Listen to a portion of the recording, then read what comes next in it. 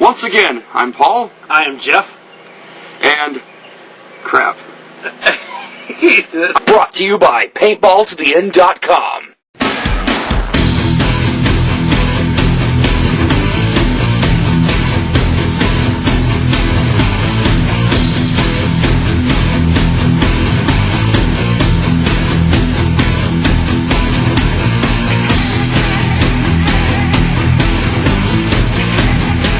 Welcome to 10 Minute Marks, episode 18. I am Jeff. And I am not LeBron James, for if I were, I would not be becoming a free agent and not be embarrassed by being defeated by the Celtics. However, I am Paul. Today we'll be discussing a hot topic in wrestling over the past, 20 years or so. What kind of success would Sting have ever been in the WWE? And also the best feuds of the 2000s. Okay, but today we are going to start off first with, like I said, a hot topic that's been on the internet for a while. Something I bring up in forums and so forth. Now, Sting has always brought up an interesting question in pro wrestling. Everybody's always asked how successful would he have been if he was in the WWE at any time. My answer to that, and this is just my opinion, would be his most successful time, I think, would have either been around the time of the merger, 2001, when they were bringing all these WCW guys on. Yeah. I think he would have been a world champion back then. Or in the early 90s, late 80s, early 90s, when he was first stepping onto the scene. Yep. He was still young and fresh. I think he would have been a good, he would have been about as successful as Kurt Hennig. Probably a good Intercontinental champion, but not really world champion material yet, especially due to the fact that Hulk Hogan was still there. Yeah. And guys like Bret Hart were coming up, and Shawn Michaels was still a tag team wrestler.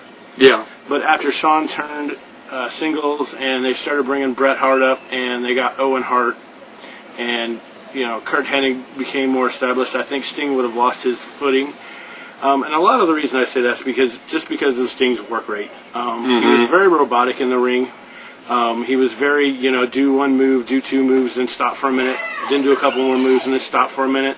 He could never work at a breakneck speed that Bret Hart, Shawn, or Kurt could. Yeah. He couldn't keep a match flowing the way that they could, and that was really Vince McMahon's forte back then, and still to this day. I think he would have done all right in the early 2000s when the merger happened, although I really think that a change in gimmick would have been in order.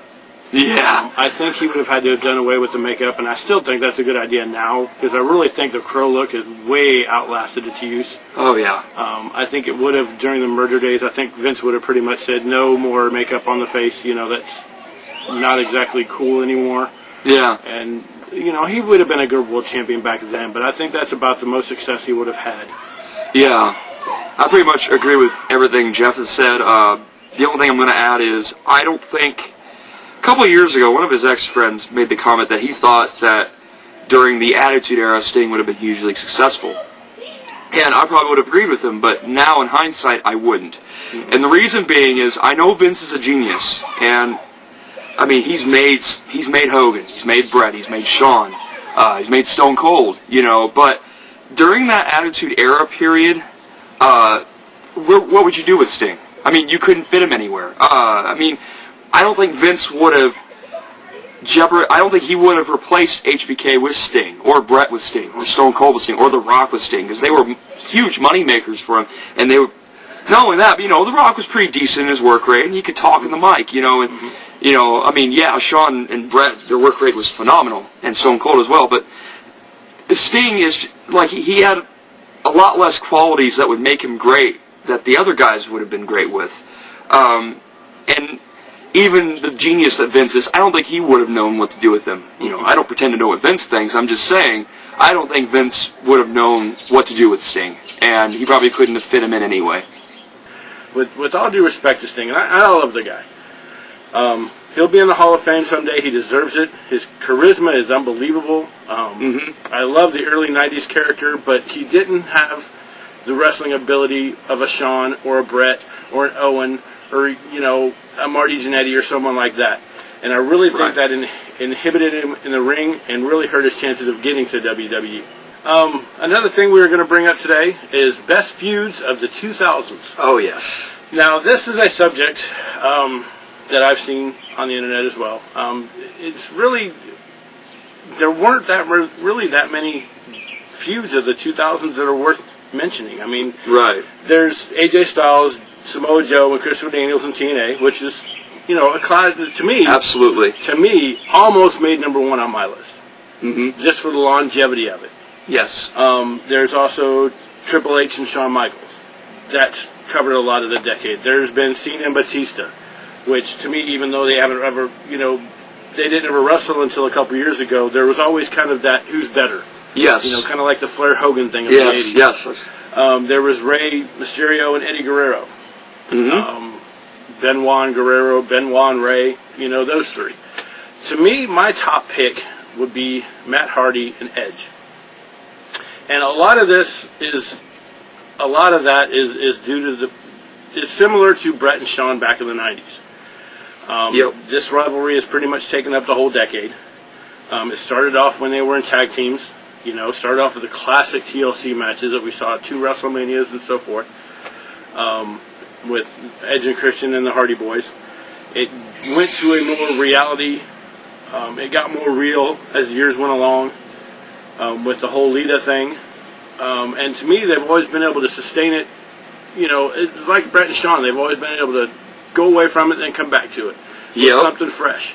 Go away from it, come back to it with something fresh. A couple of years ago, it was a lot of people were linking Matt to Edge when Matt was screwing over Jeff, and a lot of people were like, "Hey, they should team up Matt and Edge, and then have Christian and Jeff Hardy go against them," which to me would have been great. That would have been great, yeah. But they didn't do it that way. But it's still the same dynamic. It covered the whole decade. They can bring it back with something fresh each time, and it had that reality base to it as well. Absolutely. And I'm not going to argue that at all, because that was probably the last hugely real thing as far as storylines go, because, Brett and Shawn hated each other, and in real life, Matt Hardy didn't like Edge too much for kind of disrupting his love life there. Even though they were best friends at one time. Yeah, they were, yeah. And you read about how a lot of the backstage wrestlers like Jericho and Gregory Helms were not happy with Edge over that and everything. But the feuds I wanted to bring up really quick, obviously probably the Matt Hardy Edge thing would be the number one. However, my number two, if I had to pick a number two for that, would be Lesnar and Angle. And the reason being is, despite the fact that their feud only lasted probably like a year or maybe a year and a half, because they kept going, it was one of those things like Matt Hardy and Edge where they kept going on and off, because people kept wanting to see it. Here you had this huge muscle guy who was an NCAA champion against an Olympic gold medalist. And an NCAA champion, I believe. Yeah, well, Angle was too, yeah. But, of course, yeah. Anyways, here you had these two guys who were both, they looked drastically different, but they were so well conditioned, and they were mat wrestling geniuses. Mm-hmm. I mean, it was, to put them two together, it was money. It was money. And their matches together, like the Iron Man match on SmackDown, the WrestleMania match, even though both of them were injured, was like pretty much the match of the night. And they had such a volatile chemistry that worked so well. Like, they had a lot of respect for each other, but you could tell that they gave each other 110% because they could go that far. Matt wrestling background definitely helped. I think they should have, and this is one thing I've always said real quick, WrestleMania 19, they should have had Angle and Lesnar go at it in a real match. Oh, yeah. And then just whoever wins, whoever wins the belt, and you go with whatever storyline if Angle wins, and then another storyline if Lesnar wins, but let that match be real. Yeah. You had two great mat wrestlers who could have delivered a great match if it was real, but that was just my take. Well, if Lesnar was still there, they probably could have done that. Yeah. I know Angle was injured and he was looking for time off, so they probably were like, we're not doing that. But I would have loved to have seen that in the future. And here's hoping we see it in the MMA, maybe. Yeah, maybe. You never know. But really quickly, also, I loved it when Benoit got into it with in the middle of Triple H and HBK's feud, because their feud was another one that's really dynamic and it just went for several years on and off. And Benoit getting mixed up into it and winning the world title, that was just, that was great. And the most recent thing, real briefly, that I really liked it when Angle debuted in TNA and headbutted Samoa Joe and Angle slammed him. That was probably the last feud in TNA I really, really liked. one, I was excited that Angle was there, but the way they did it was good too, because Samoa Joe was that guy I really wanted to see Angle face, because Samoa Joe was, at that point, it was at the top of the mountain. He was beating everybody. He wasn't jobbing anybody. So for Angle to go in there and mix it up with him was a really great dynamic. And that will do it for episode number 18. Look out for episode number 19. We will be discussing our top fives, top 5 matches, top 5 opponents for Bret Hart, and top 5 opponents for Shawn Michaels. Yeah. And then we will be doing episode number 20, which will be a super show. A super show. Episode number 20 super show, because there is just a lot to talk about. So, yes. With that being said, I guess we are done!